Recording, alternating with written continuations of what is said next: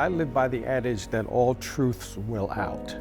The Ed Johnson story have been repressed and buried, but they don't go away, they don't cease to exist. So eventually all truths will out.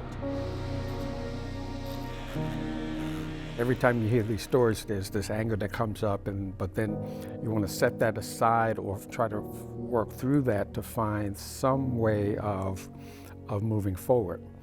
And so here comes the Ed Johnson story, and he's right there as this unbelievable spokesperson.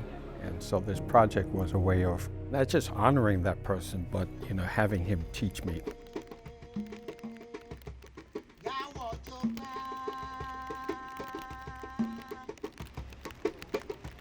The story basically goes up to the Ed Johnson story, the accounting of it. But then we've got 115 years of basically no accounting for what happened to Ed Johnson's spirit.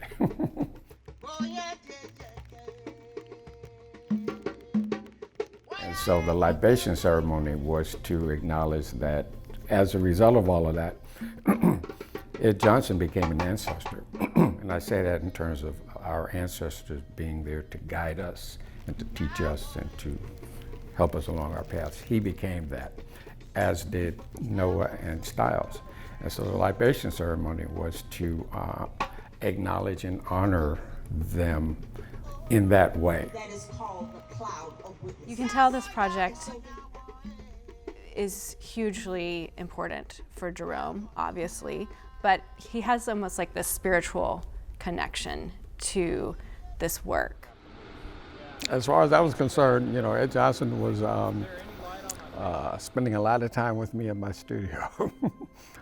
That poem that I wrote, we see Ed Johnson walking.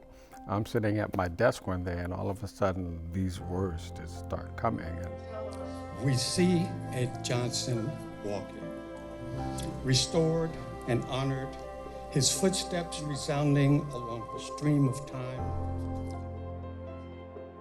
Gathered to honor his life. There's a tremendous amount of value in grace, courage, and compassion. In terms of racial justice or injustice, we keep talking at each other and we keep going around this vicious cycles. It's because we're not utilizing those virtues sufficiently. I'm loath to say that Ed Johnson is at rest, and more to say that appreciative of being honored for his teachings